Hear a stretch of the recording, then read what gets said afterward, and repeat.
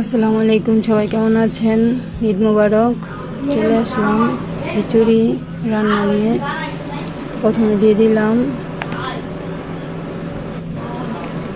হলুদ, মরিচ, আদা, রসুন, পেঁয়াজ, আলু।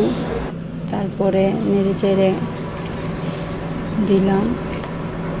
তারপর কতক্ষণ জাল হওয়ার পর আবার নেড়ে চেড়ে দিলাম। তারপরে তো হয়ে এসেছে খিচুড়ি।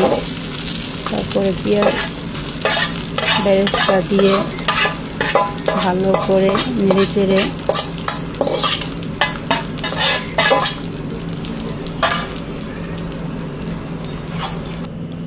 স্বাদ মতন লবণ দিয়ে আবারও ভালো করে নেড়ে চেড়ে দিলাম।